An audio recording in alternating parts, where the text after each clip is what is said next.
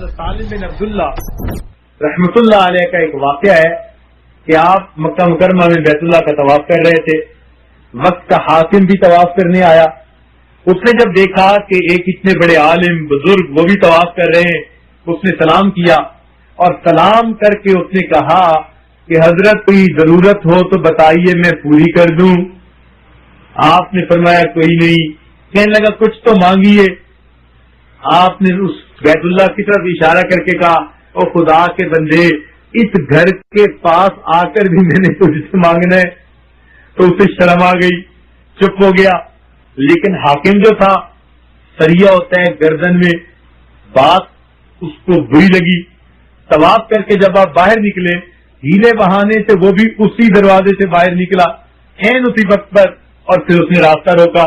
السلام علیکم جی, اب تو حرم سے باہر آ گئے, اب مانگیے جو آپ مانگتے ہیں.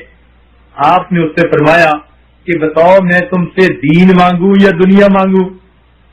میں تم سے دین مانگوں یا دنیا مانگوں؟ اب دین تو وہ کہہ نہیں سکتا تھا, اس لیے کہ دین میں تو اللہ نے آپ کو مقام دیا تھا, وہ تو دنیا کا بادشاہ تھا. تو وہ کہنے لگا جی آپ مجھ سے دنیا مانگیں.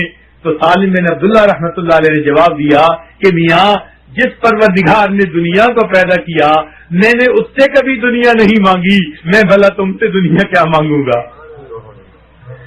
جس پروردگار نے دنیا کو پیدا کیا میں نے تو اس سے دنیا کا سوال کبھی نہیں کیا, میں تم سے دنیا کیا مانگوں گا؟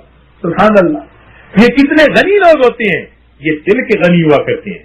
اللہ رب العزت ان اولیاء کو اپنے ان خزانوں سے رزق دیتا ہے جن خزانوں سے وہ اپنے انبیاء کو رزق عطا کیا کرتا ہے. وہ ان کو غیر کا محتاج نہیں بننے دیتا. چنانچہ یہ مستغنی ہوتے ہیں, اور یہ دنیا کے بادشاہ ان کی نظر میں کوئی حیثیت نہیں رکھتے. چنانچہ ایک فقیر تھا, وہ ایک بادشاہ کے دربار میں داخل ہوئے اور فرمان لگے السلام علیکم یا زاہد, السلام علیکم یا زاہد. تو بادشاہ بڑا حیران ہوا, کہنے لگا جی آپ نے مجھے زاہد کیسے کہا؟ فرمایا بھائی اصل زاہد تو ہی ہے. اس نے کہا نہیں زاہد تو آپ لوگ ہوتے ہیں. انہوں نے کہا نہیں اصل زاہد تو ہے. اس نے کہا بتائیے کیسے؟ فرمان لگے زاہد اس کو کہتے ہیں کہ جو کسی چیز کو چھوڑ دے, تھوڑی چیز پر قناعت کر لے, بڑی چیز کو چھوڑ دے اور چھوٹی چیز پر قناعت کر لے, اس کو زاہد کہتے ہیں. فرمانے لگے تو نے دین کو چھوڑ دیا, دنیا پہ قناعت کر لی, تجھ سے بڑا زاہد اور کون ہو سکتا ہے؟ تب اس کو احساس ہوا کہ ہو مجھے انہوں نے زاہد کس انداز سے کہا. تو یہ وہ کرا بھی بسا اوقات عجیب عجیب باتیں کیا کرتے ہیں. چنانچہ ایک بادشاہ جا رہا تھا تو اس کو راستے میں ایک جو ہے اللہ والا بیٹھا ہوا ملا, اپنی چٹائی پر اللہ اللہ کر رہا تھا. اب اس نے دیکھا کہ یہ اللہ اللہ کر رہا ہے تو یہ رکا اور اس نے چاہا کہ بھئی میں اس کو کچھ دوں, مگر بادشاہ تھا, اس نے سوچا بھئی یہ مجھ سے مانگے تب میں دیتا اچھا لگتا ہوں. تو اس فقیر کو بلایا اور کہا مانگ میاں مجھ سے کیا مانگتے ہو؟ مانگ میاں مجھ سے کیا مانگتے ہو؟ تو وہ فرمانے لگے کہ ارے میاں میں اپنے غلام کے غلام سے بھلا کیا مانگوں؟ میں اپنے غلام کے غلام سے کیا مانگوں؟ کہنے لگا کیا مطلب؟ وہ فرمان لگے دنیا میری غلام ہے اور تو دنیا کا غلام ہے, تو میں اپنی غلام کے غلام سے کیا سوال کروں؟ تب اس کو پتا چلا کہ اللہ رب العزت نے اس کو دل کا غنی بنایا ہوا تھا.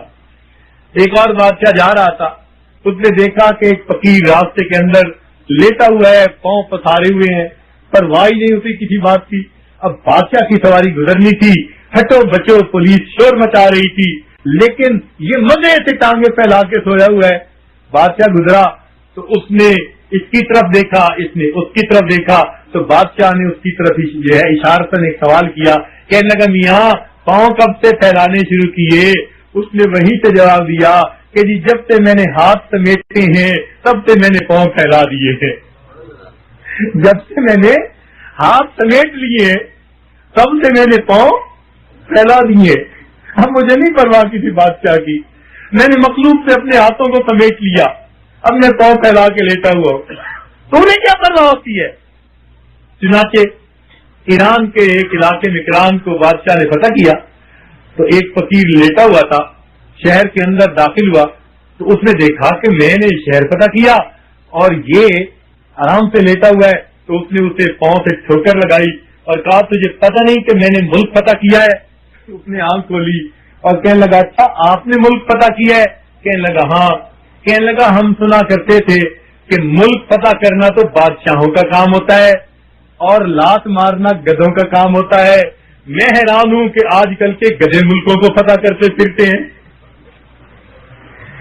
تو ان فقیروں کو آپ آزما کے دیکھیے، یہ دل کے امیر ہوتے ہیں، یہ دنیا کے مال پیسے اور ٹکے ان کی نظر میں کوئی حیثیت نہیں رکھا کرتے، یہ ٹھیکریوں کی مانند ہوتے ہیں۔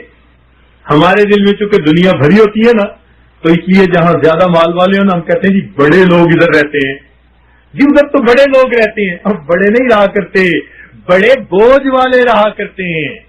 یوں نہ کہا کرو ادھر بڑے لوگ رہتے ہیں، ہمیشہ یوں کہا کرو ادھر بڑے بوجھ والے رہتے ہیں، ان کے بوجھ بہت بڑے بڑے، کہاں کہاں سے کمایا، ایش کوئی کرے گا، ہر حساب ان کو دینا پڑے گا۔ تو یاد رکھنا ایک بات کہ کچھ لوگ مالدار ہوتے ہیں اور کچھ لوگ مال کے چوکیدار ہوتے ہیں۔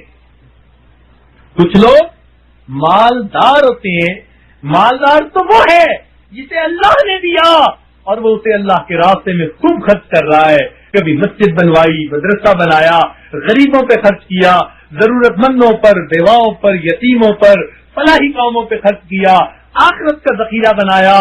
یہ وہ بندہ ہے جو مالدار ہے اور جس نے کما کما کر اپنا اکاؤنٹ بنا لیا اور روز صبح شام جمع تفریق کر رہا ہے، کیلکولیٹر سے چیک کر رہا ہے میرا اکاؤنٹ ادھر کتنا ادھر کتنا۔ یہ مالدار رہی، یہ تو مال کا چوکیدار ہے، ساری زندگی چوکیداری کرے گا، اس کے بعد اس کی اولاد مزے کیا کرے گی۔